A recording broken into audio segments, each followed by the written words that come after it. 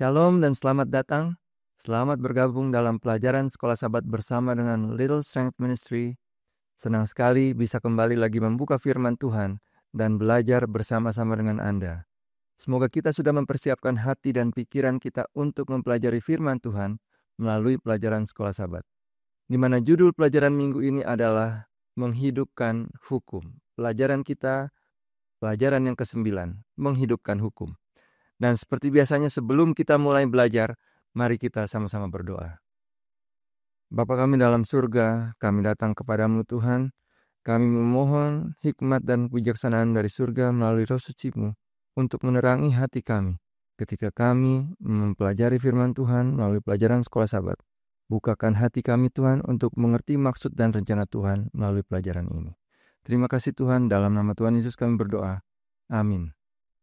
Ayat hafalan kita berasal dari Keluaran pasal 20, ayat 22 dan 23 yang berbunyi sebagai berikut. Lalu berfirmanlah Tuhan kepada Musa, beginilah kau katakan kepada orang Israel, kamu sendiri telah menyaksikan bahwa aku berbicara dengan kamu dari langit. Janganlah kamu membuat di sampingku Allah perak, juga Allah emas janganlah kamu buat bagimu. Itulah ayat hafalan kita untuk minggu ini. Sekarang apa yang dimaksud dengan menghidupkan hukum? Bagaimana cara menghidupkan hukum? Bukankah ini berarti legalis? Kita akan lihat pelajarannya. Pelajaran hari Minggu berjudul Kode Etik Perjanjian. Dan pelajaran hari Senin judulnya adalah Lebih Banyak Hukum. Baik, pelajaran hari Minggu dan hari Senin berkisar di hal-hal yang kurang lebih sama, yaitu tambahan-tambahan yang Tuhan berikan di luar dari 10 hukum. Sehingga mari kita gabungkan saja kedua pelajaran di hari ini. Jadi saudara-saudara, di luar 10 hukum, ada hukum-hukum lain yang Tuhan berikan, di mana hukum-hukum ini mengatur hal-hal dengan lebih detail. Di dalam buku pelajaran Sekolah Sabat kita, penulis pelajaran mengutip buku Alfa dan Omega dan menjelaskan alasan kenapa ada hukum-hukum yang lain. Dikatakan di dalam kutipan tersebut, pikiran rakyat itu digelapkan dan dirusak oleh perbudakan dan kekafiran. Tidak bersedia untuk menghargai dengan sepenuhnya akan prinsip-prinsip 10 hukum yang mencakup ruang lingkup yang amat luas itu. Agar supaya tuntutan hukum itu dapat dimengerti dan dilaksanakan dengan sepenuhnya, maka peraturan-peraturan tambahan telah diberikan untuk menggambarkan serta menggunakan prinsip 10 hukum. Jadi hukum-hukum tambahan yang diberikan itu tidak bertentangan dengan prinsip-prinsip 10 hukum. Peraturan ini disebut pengadilan atau judgment, oleh karena semuanya itu dibuat dalam hikmat yang tak terbatas serta keadilan, dan juga karena pemimpin-pemimpin mereka harus mengadakan keputusan sesuai dengan itu. Berbeda halnya dengan 10 hukum, peraturan-peraturan ini disampaikan secara pribadi kepada Musa yang kemudian harus menyampaikannya kepada bangsa itu. Ketika Tuhan memberikan hukum-hukum ini, hukum-hukum tersebut bermanfaat dalam mengatur hubungan dalam komunitas untuk memastikan bahwa keadilan ditegakkan. Tetapi ketika ada campur tangan manusia di situ, hukum yang tadinya positif dan memenuhi unsur keadilan menjadi rusak dan makin jauh dari makna positif dan keadilan. Contohnya adalah hukum yang mengatur mengenai perbudakan di dalam Keluaran pasal 21. Hukum mengenai perbudakan di zaman bangsa Israel sangat berbeda dengan praktek perbudakan yang terjadi di abad ke-16 sampai ke-18. Di mana budak-budak Ibrani sangat dilindungi dan dihargai. Mereka mengabdi selama 6 tahun dan pada tahun yang ke-7 mereka harus dibebaskan. Kecuali atas pilihan sendiri mereka mau tetap tinggal dengan tuannya. Berbeda sekali dengan praktek perbudakan di abad ke-17 dan 18, di mana budak-budak benar-benar ditekan dan merupakan milik atau properti dari tuannya. Kemudian contoh hukum lain yang kehilangan makna aslinya ketika ada campur tangan manusia adalah hukum hari Sabat yang diperbesar oleh orang Yahudi. Bagi orang Yahudi, pada hari Sabat ada daftar-daftar yang diberikan di mana mereka dilarang untuk melakukan hal-hal tersebut. Dan daftar-daftar itu yang bisa saya dapatkan adalah dilarang untuk carrying in public, untuk membawa sesuatu di publik. Mereka tidak boleh burning, extinguishing, finishing, writing, erasing, cooking, washing, sewing, tearing, knotting, untying, shaping, plowing, planting, reaping, harvesting, threshing, winnowing, selecting, sifting, grinding, kneading, combing, spinning, dyeing, chain stitching, warping, weaving, unraveling, building, demolishing, trapping, shearing, slaughtering, skinning, tanning, smoothing, and marking. Ini adalah hal-hal yang dilarang di dalam hukum hari Sabat yang dilakukan oleh orang Yahudi. Dan larangan-larangan ini mempunyai detail dan keterangan masing-masing. Misalnya, untuk menambahkan air ke vas bunga, ini merupakan pelanggaran hari Sabat. Oleh karena hal itu termasuk kategori sowing, yaitu menabur. Kemudian memisahkan buah yang bagus dari yang busuk di hari Sabat juga merupakan pelanggaran hari Sabat. Oleh karena ini masuk kategori winnowing atau selecting atau sifting di dalam hukum hari Sabat yang orang Yahudi praktekkan. Dan juga mematikan lampu di hari Sabat merupakan pelanggaran hari Sabat. Oleh karena hal itu masuk kategori extinguishing fire atau mematikan api, memadamkan api. Hal-hal seperti ini membuat Sabat menjadi beban, gantinya hari kesukaan dan persekutuan dengan Tuhan. Dan hal ini juga membuat orang kehilangan makna Sabat yang sesungguhnya. Banyak orang menekankan pada penurutan terhadap the letter of the law atau hukum yang tertulis, tetapi kemudian kehilangan makna atas the spirit of the law, yaitu makna spiritual dari hukum tersebut. Sehingga penurutan hukum kemudian menjadi beban. Inilah yang setan inginkan. Dan kemudian setan akan masuk dengan tuduhannya bahwa hukum-hukum Tuhan itu berat dan tidak mungkin dituruti. Saudara, kalau seseorang hanya menuruti hukum secara lahiriah dari luar saja, dengan kata lain orang tidak menghidupkan hukum karena hukum hanya tertulis di luar hidupnya dan tidak di hatinya, orang itu akan mati. Dikatakan di dalam 2 Korintus 3 ayat 6, Ialah membuat kami juga sanggup menjadi pelayan-pelayan dari suatu perjanjian baru yang tidak terdiri dari hukum yang tertulis, tetapi dari roh. Sebab hukum yang tertulis mematikan, tetapi roh menghidupkan. Saudara-saudaraku, hukum harus masuk ke dalam hati. Barulah orang akan berpindah dari kematian pada kehidupan. Dalam Yeremia 31 ayat 33 Alkitab katakan, Tetapi beginilah perjanjian yang kuadakan dengan kaum Israel sesudah waktu itu. Demikianlah firman Tuhan. Aku akan menaruh Tauratku dalam batin mereka dan menuliskannya dalam hati mereka. Maka aku akan menjadi Allah mereka dan mereka akan menjadi umatku. Tuhan ingin supaya hukum-hukumnya tertulis bukan di luar tetapi di dalam hati umatnya. Apa yang kemudian terjadi ketika hukum-hukum Tuhan tertulis di dalam hati?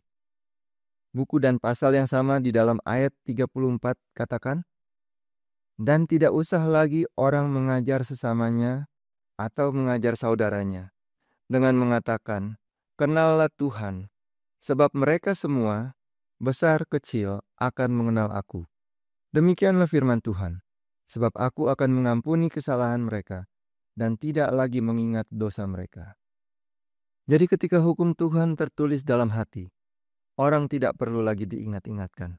Tidak perlu lagi ditegur, karena penurutan bukan lagi menjadi beban. Tanpa disuruh-suruh, orang akan menurut sebagai buah dari hukum yang tertulis dalam hatinya. Saudara-saudara, fokus kita bukan pada penurutan, melainkan pada hubungan yang intim dengan Yesus. Ketika kita terhubung dengan Yesus, maka penurutan menjadi sesuatu yang otomatis terjadi tanpa kita harus bayangkan atau pikirkan atau usahakan. Oleh karena penurutan adalah buah atau hasil dari hubungan kita dengan Yesus. Alkitab katakan, Yesus sendiri katakan di dalam buku Yohanes pasal 14 ayat 21.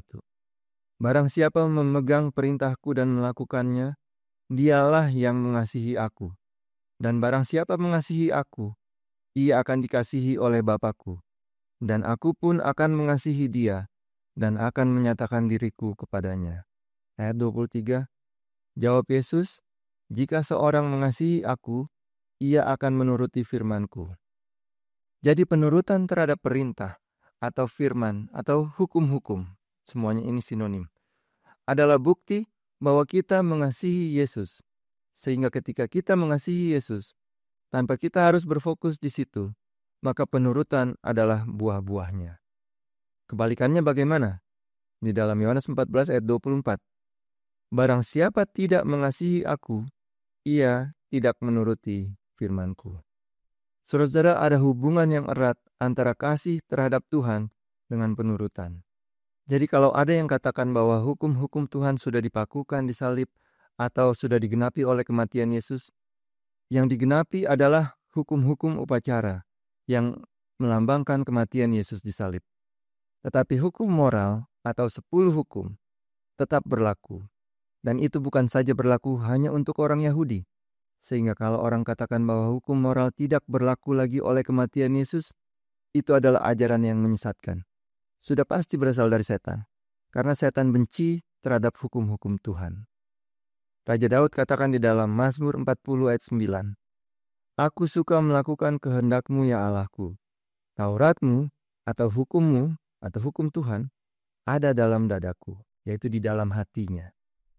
Saudara-saudara, mari kita hidupkan hukum-hukum Tuhan dengan cara mengasihi Tuhan, sehingga otomatis hukum-hukum tersebut akan menjadi bagian dari hidup kita dan berbuahkan penurutan. Itulah pelajaran kita untuk hari Senin. Selanjutnya kita masuk pada pelajaran hari Selasa dengan judul pelajaran Rencana Awal Allah. Rencana awal Allah bagi bangsa Israel adalah bahwa melalui bangsa Israel, bangsa-bangsa lain dapat dibawa untuk mengenal Tuhan. Oleh karena bangsa Israel merupakan model atau contoh. Contoh bagaimana sebuah bangsa yang memiliki Tuhan di tengah-tengahnya dapat hidup dengan ketetapan dan peraturan Tuhan. Mari kita lihat ayat-ayatnya. Kita baca di dalam buku Ulangan pasal 4, mulai dari ayat yang kelima. Ingatlah, aku telah mengajarkan ketetapan dan peraturan kepadamu, seperti yang diperintahkan kepadaku oleh Tuhan, Allahku, supaya kamu melakukan yang demikian di dalam negeri, yang kamu akan masuki untuk mendudukinya. Lakukanlah itu dengan setia, sebab itulah yang akan menjadi kebijaksanaanmu dan akal budimu di mata bangsa-bangsa, yang pada waktu mendengar segala ketetapan ini akan berkata, memang bangsa yang besar ini adalah umat yang bijaksana dan berakal budi. Sebab bangsa besar manakah yang mempunyai Allah yang demikian dekat kepadanya seperti Tuhan Allah kita, setiap kali kita memanggil kepadanya. Dan bangsa besar manakah yang mempunyai ketetapan dan peraturan demikian adil, seperti seluruh hukum ini yang kubentangkan kepadamu pada hari ini. Kemudian di dalam pasal 7 ayat 11 dan 12, jadi berpeganglah pada perintah, yakni ketetapan dan peraturan yang kusampaikan kepadamu pada hari ini untuk dilakukan. Dan akan terjadi, karena kamu mendengarkan peraturan-peraturan itu, serta melakukannya dengan setia, maka terhadap engkau, Tuhan Allahmu akan memegang perjanjian dan kasih setianya yang diikrarkan dengan sumpah kepada nenek moyangmu. Saudara-saudara, ini adalah rencana awal Tuhan bagi bangsa Israel. Tetapi rencana awal ini hanya akan terlaksana jika bangsa Israel bekerja sama dengan Allah, yaitu jika mereka melakukan bagian mereka. Bagian mereka adalah berpegang pada ketetapan atau peraturan atau perintah yang diberikan. Tuhan akan berpegang pada janjinya untuk memberkati bangsa Israel jika bangsa Israel juga berpegang pada ketetapan yang Tuhan telah berikan. Apa yang terjadi jika bangsa Israel tidak berpegang pada ketetapan? Kita lihat ayat selanjutnya di dalam Ulangan pasal 4, ayat 25 dan 26. Apabila kamu beranak cucu dan kamu telah tua di negeri itu, lalu kamu berlaku busuk dengan membuat patung yang menyerupai apapun juga, dan melakukan apa yang jahat di mata Tuhan Allahmu, sehingga kamu menimbulkan sakit hatinya. Maka aku memanggil langit dan bumi menjadi saksi terhadap kamu pada hari ini, bahwa pastilah kamu habis binasa dengan segera dari negeri kemana kamu menyeberangi sungai Yordan untuk mendudukinya. Tidak akan lanjut umurmu di sana, tetapi pastilah kamu punah. Apakah bangsa Israel tetap menjadi bangsa pilihan meskipun mereka tidak berpegang pada ketetapan yang Tuhan berikan? Apakah perjanjian antara Tuhan dengan bangsa Israel tak bersyarat? Ternyata tidak. Apakah bangsa Israel melakukan bagian mereka? Mari kita lihat lagi ayat-ayat di dalam 2 Raja-Raja pasal 17. Dan orang Israel telah menjalankan hal-hal yang tidak patut terhadap Tuhan Allah mereka.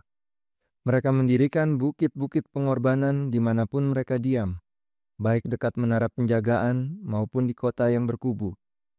Mereka mendirikan tugu-tugu berhala dan tiang-tiang berhala di atas setiap bukit yang tinggi dan di bawah setiap pohon yang rimbun.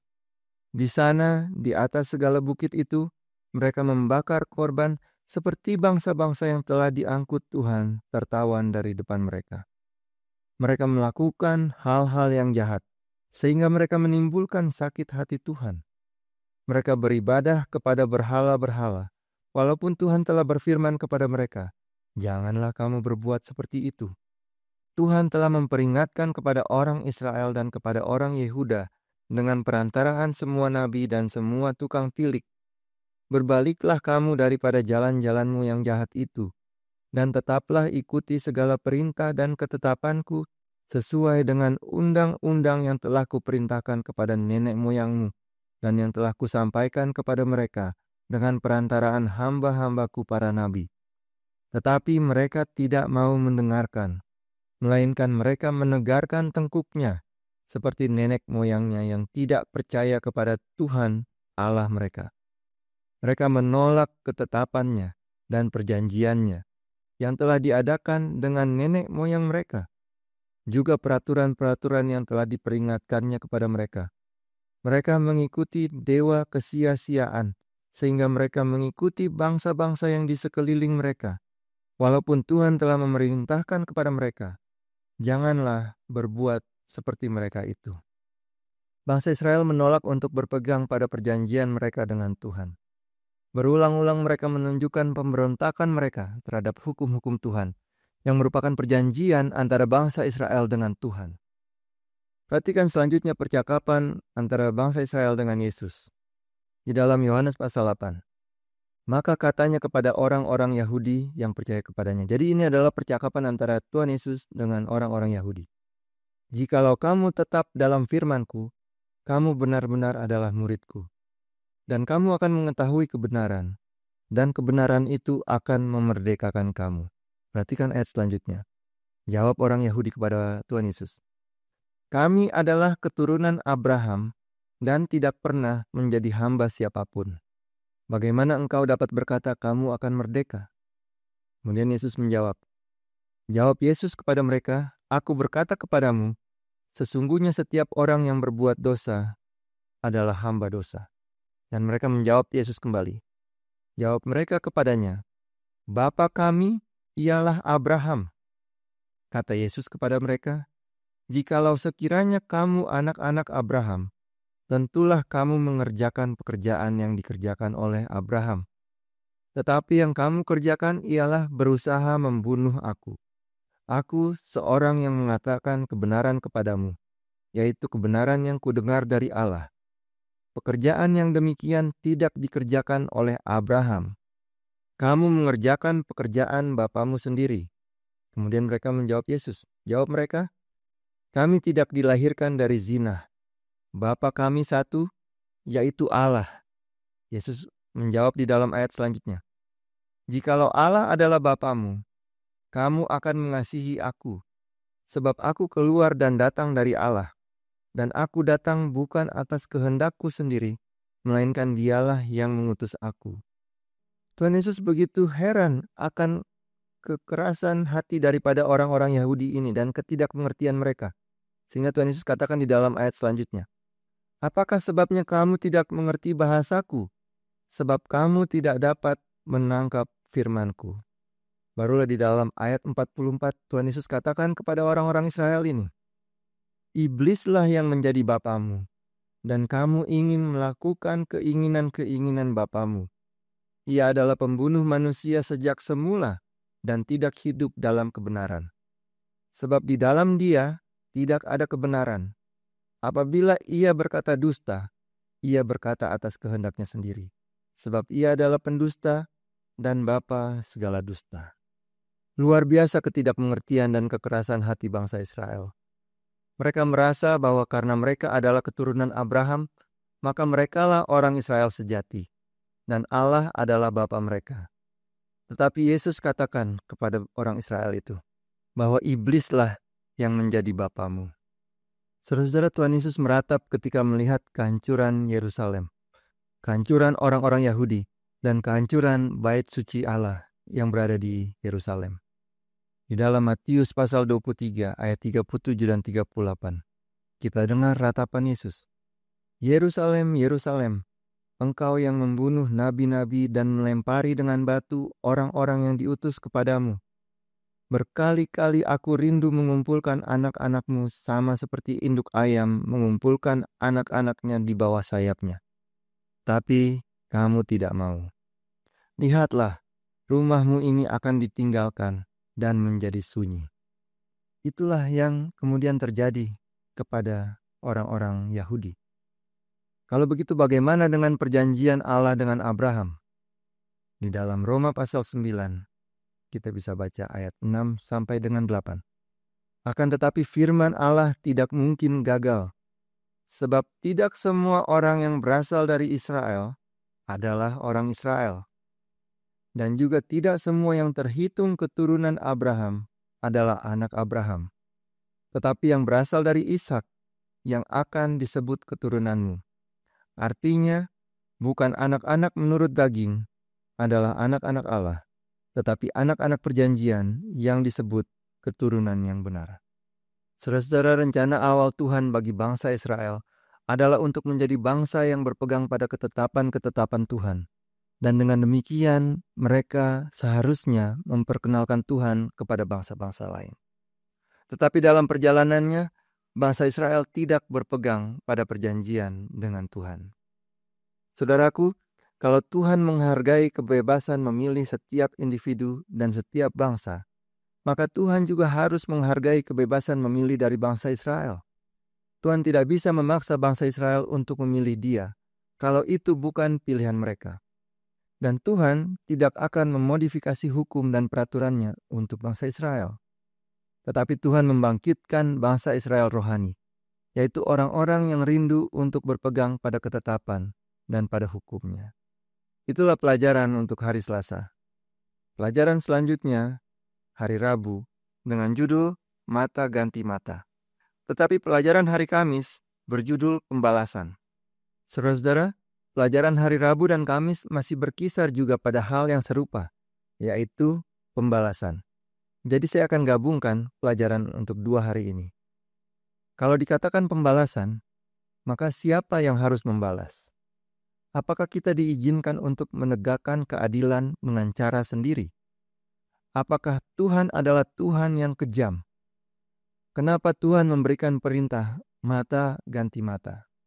Saudara, yang pertama perlu kita ingat adalah bahwa kehilangan mata adalah hal yang kejam bagi orang yang kehilangan matanya. Tetapi apakah orang yang kehilangan matanya serta-merta diizinkan untuk mengambil mata orang yang menghilangkan matanya lebih dahulu? Ketika hukum diberikan kepada bangsa Israel, pemerintahan bangsa Israel adalah pemerintahan teokrasi, di mana Tuhan sendiri yang menjadi kepala pemerintahan. Dan Tuhan adalah Tuhan yang adil. Tuhan memberikan konsekuensi hukuman untuk memperlihatkan betapa jahat dan kejinya dosa. Jadi kalau begitu, kenapa di dalam Matius 5 ayat 38 Yesus katakan, jangan melawan orang yang berbuat jahat kepadamu, dan juga memerintahkan untuk memberikan pipi yang kiri bagi orang yang menampar pipi yang kanan. Sejak kapan perintah ini berubah? Mari kita baca saja ayatnya di dalam Matius 5, mulai dari ayat yang ke-38. Kamu telah mendengar firman, mata ganti mata, dan gigi ganti gigi. Tetapi aku berkata kepadamu, janganlah kamu melawan orang yang berbuat jahat kepadamu. Melainkan siapapun yang menampar pipi kananmu, berilah juga kepadanya pipi kirimu. Dan kepada orang yang hendak mengadukan engkau karena mengingini bajumu, serahkanlah juga jubahmu. Dan siapapun yang memaksa engkau berjalan sejauh 1 mil, berjalanlah bersama dia sejauh 2 mil. Berilah kepada orang yang meminta kepadamu, dan janganlah menolak orang yang mau meminjam daripadamu. Kamu telah mendengar firman, kasihilah sesamamu manusia, dan bencilah musuhmu. Tetapi aku berkata kepadamu, kasihilah musuhmu, dan berdoalah bagi mereka yang menganiaya kamu. Saudara-saudara, inilah perintah yang Yesus berikan. Apakah adil ketika orang menampar pipi kanan, kita berikan juga pipi kita yang kiri? Apakah adil ketika orang mengingini baju kita, kita serahkan juga jubah kita? Apakah adil untuk menolak orang yang mau pinjam uang dari kita, padahal kita tahu bahwa nanti tidak akan dikembalikan uang kita? Dalam konteks penegakan keadilan, ada 2 sisi yang terlibat, yaitu sisi yang menerima keadilan dan sisi yang menegakkan keadilan atau yang memberikan hukuman. Di dalam Matius 5, Yesus tujukan kata-katanya pada sisi penerima keadilan. Bagi yang menerima keadilan, Yesus katakan, jangan membalas kejahatan dengan kejahatan. Kenapa Yesus katakan begitu? Oleh karena ketika orang melakukan kejahatan terhadap kita, sesungguhnya bukan kita yang dilanggar, tetapi hukum Tuhan yang sesungguhnya sedang dilanggar, di mana kita adalah subjek di tengah-tengah orang yang melanggar hukum Tuhan dengan Tuhan yang hukumnya dilanggar. Coba saudara perhatikan, kalau orang mencuri dari saudara, siapa yang sebenarnya memberikan uang kepada saudara atau harta yang ada pada saudara? Tuhan, bukan? Kalau orang mengambil nyawa seseorang, siapa yang memberikan hidup kepada manusia? Jadi sebenarnya ketika seseorang menerima ketidakadilan, yang dilanggar di situ adalah hukum Tuhan. Itu sebabnya di dalam Roma pasal 12 ayat 19 Alkitab katakan, saudara-saudaraku yang kekasih, janganlah kamu sendiri menuntut pembalasan, tetapi berilah tempat kepada murka Allah, sebab ada tertulis, pembalasan itu adalah hakku, akulah yang akan menuntut pembalasan, firman Tuhan. Pada waktu yang Tuhan tentukan, keadilan akan ditegakkan. Kejahatan akan menerima hukuman. Tetapi kepada orang yang menerima ketidakadilan, ada kesempatan untuk memperlihatkan karakter Tuhan pada waktu mengalami ketidakadilan, yaitu kasih dan kesabaran. Saudara-saudara, kalau manusia diberikan kesempatan untuk melakukan pembalasan, sangat mungkin bahwa hal itu dilakukan dengan kemarahan dan kebencian, yaitu untuk menghancurkan balik orang yang telah melakukan kejahatan terhadap dirinya. Tetapi ketika Tuhan menjatuhkan hukuman atas pelanggaran, prinsip yang berlaku adalah redemption atau penebusan. Tuhan menghendaki agar orang yang melakukan pelanggaran dapat melihat dosanya dan berbalik dari dosa-dosanya. Inilah prinsip Alkitab mengenai hukum, keadilan, dan pembalasan. Kita semua telah berdosa dan kehilangan kemuliaan Allah. Kita semua adalah pelanggar-pelanggar hukum Tuhan, dan upah kita adalah kematian. Tetapi Tuhan panjang sabar. Ia tidak menginginkan kita binasa dalam dosa. Dalam 2 Petrus 3 ayat 9 dikatakan, Tuhan tidak lalai menepati janjinya sekalipun ada orang yang menganggapnya sebagai kelalaian. Tetapi ia sabar terhadap kamu, karena ia menghendaki supaya jangan ada yang binasa, melainkan supaya semua orang berbalik dan bertobat. Anggaplah kesabaran Tuhan kita sebagai kesempatan bagimu untuk beroleh selamat. Dan kemudian di dalam Roma 2 ayat 4. Maukah engkau menganggap sepi kekayaan kemurahannya, kesabarannya, dan kelapangan hatinya? Tidakkah engkau tahu bahwa maksud kemurahan Allah ialah menuntun engkau kepada pertobatan? Saudara-saudara, marilah kita datang kepada Tuhan di dalam pertobatan. meninggalkan semua dosa dan perbuatan yang tidak berkenan pada Tuhan. Oleh karena keselamatan kita sudah dekat. Mari kita berdoa. Bapa kami dalam surga, kami datang kembali kepadamu Tuhan. Bersyukur atas firman Tuhan yang telah kami dengarkan. Bapa dalam surga, begitu jelas firman Tuhan bagi kami pada hari ini, yang telah mengajarkan kami akan hukum-hukum Tuhan, akan keadilan Tuhan, bahwa kami terikat di dalam perjanjian dengan Tuhan. Bapa dalam surga, biarlah kami boleh memperbaharui komitmen kami kepada Tuhan, untuk mengasihi Tuhan lebih dalam lagi, hari demi hari, sehingga dengan demikian, penurutan boleh menjadi buah dari kasih kami kepada Tuhan. Bapa dalam surga, berkatilah semua yang menyaksikan pelajaran ini. Biarlah berkat-berkat dan kekuatan dari surga boleh menjadi bagian dari semuanya. Terima kasih Tuhan untuk mendengarkan doa kami ini. Dalam nama Tuhan Yesus, Juru Selamat kami. Amin. Saudara-saudara, terima kasih Anda sudah belajar bersama dengan kami. Sampai jumpa lagi di dalam pelajaran di minggu yang akan datang. Tuhan memberkati.